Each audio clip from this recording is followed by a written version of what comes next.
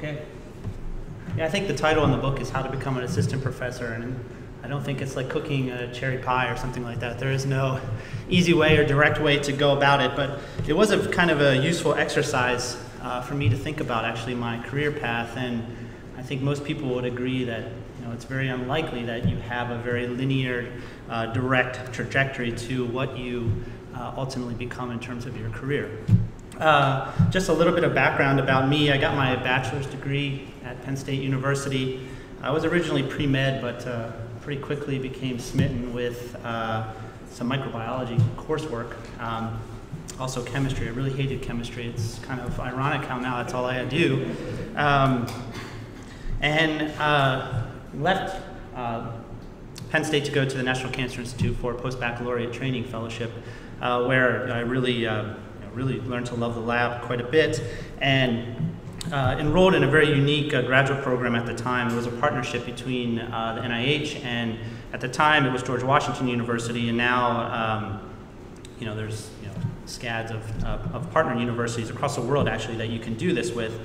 And right about this time, I was really kind of debating whether or not I wanted to continue along kind of the traditional research career, academic route, or continue towards maybe going into industry. A lot of my friends had transitioned into that role. However, I continued sticking it out, decided to go do a postdoc, and really the driving thing at the time for me was just thinking about this cool thing about metabolomics. I had no idea what it was.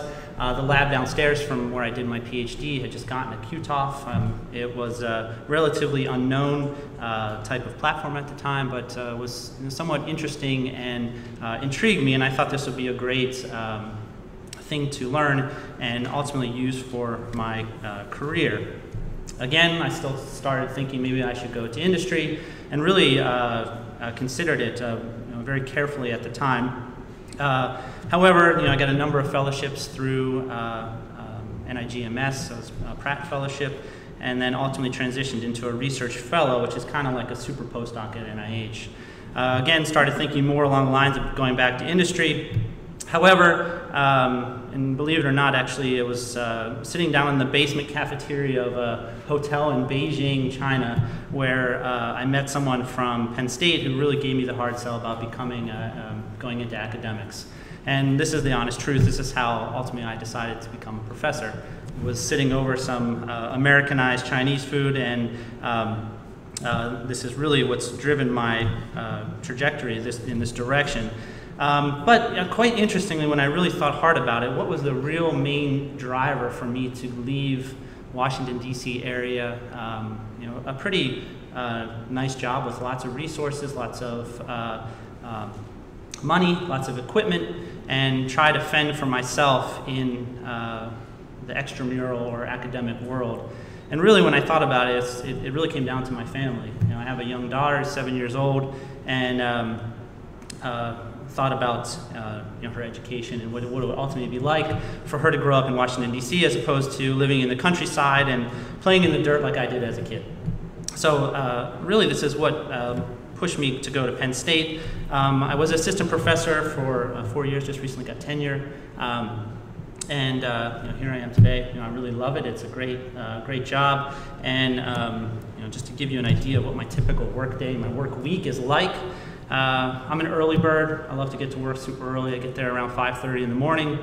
Tend to leave around 5. It's pretty much my hard line to leave. And reasons for that typically revolve around either my daughter's activities or I have giant dogs who need to go to the bathroom. So, but the reasons for listing these times is I've really come to learn a lot about myself, and particularly as we write lots and lots and lots of grants. So I find the mornings to be the best time for this in terms of really kind of going at it and working towards trying to get a very polished product at the end of the day. And mornings tend to be best. There's no students, there's no one bugging me, knocking on my door to come in and bother me.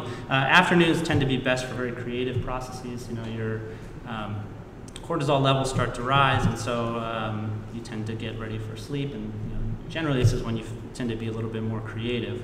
A lot of my time is spent in the Metabolomics facility. So this is a shared facility for the university, and so we spend quite a bit of time with customers and people interested in the technology, and a lot of hand-holding and going through the process, helping them learn what Metabolomics is all about. Really eats up a lot of our time.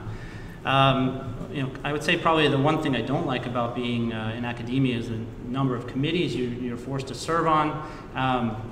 At the graduate level, at the college and university committees, some people really love it, and they really thrive in that environment. Me, I don't particularly like doing it. However, it's a very important part of the tenure process, and one that you have to do to contribute back towards the university. Probably the second or most equally frustrating thing, and this is with any job really, is the administrative aspects of being a grown-up, I should say. Paperwork, animal protocols, the various ins and outs of just trying to keep the lab running can be a tremendous burden, and it's only getting worse as time goes on. In terms of teaching load, I teach 2 courses, both in the spring, introductory toxicology and also a graduate level metabolomics course. And that's one thing I really like about being in academia that was not offered at NIH or at other institutions, and that is teaching and being around students and interacting with them. And I hear the wildest stories and the wildest excuses for why they can't take an exam, and it makes me laugh to kind of appreciate what they're going through. But at the same time, it's a really unique opportunity to help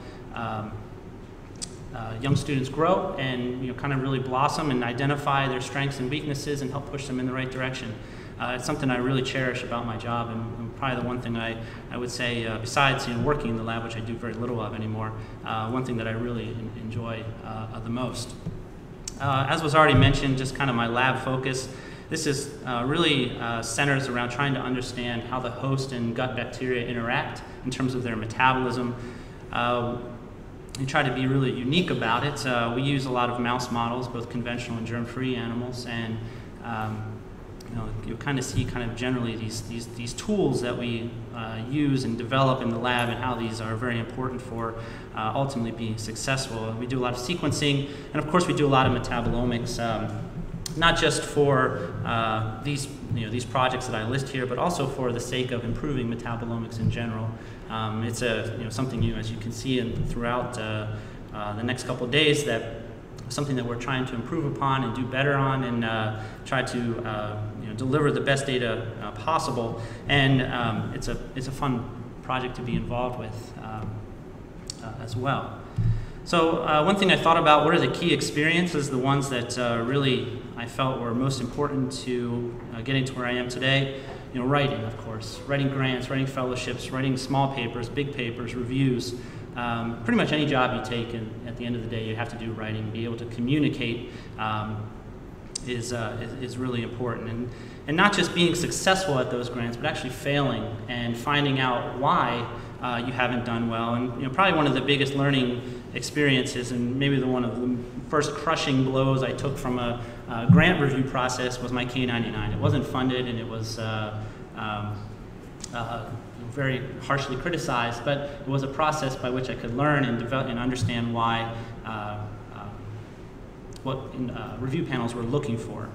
One thing I really have done a lot of, and that is to ad hoc on study sections. So NIH, USDA, NSF, and this really allows you to learn the process and to really understand what reviewers like and don't like, and not just from a general sense, but really to understand the things that they key in on, and things you wouldn't necessarily appreciate when writing them. But the nice thing is you get to see the strong grants and the weak grants side by side. So you get to see which ones flourish, which ones don't.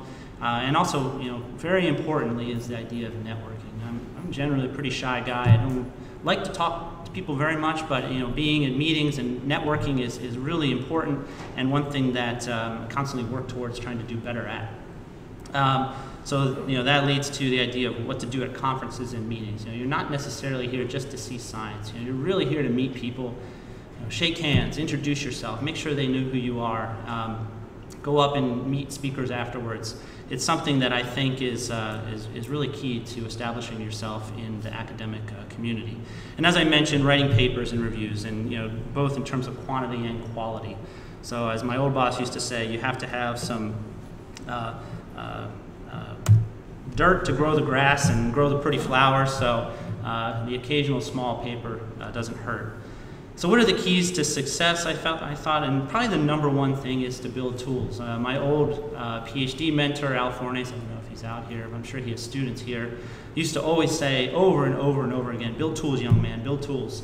And this is something that's really been a driving force throughout my career, and that is not only building them, but really using them in kind of unique and different ways.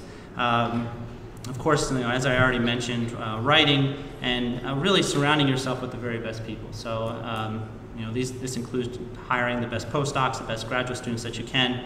And lastly, like I said, networking, and really importantly is to have great mentors, not only at the institution where you work, but also throughout your career. I've been very fortunate to have some really stellar ones when I was at NIH, but also now, more importantly, in my academic job, having distinguished professors really guide and kind of hold my hand along the way to tell me, hey, it'll be all right. You got to develop thick skin. You got to continue along this process, and it's been a tremendous help. So that's all I have for now. I guess go to the next speaker. Yeah. Okay.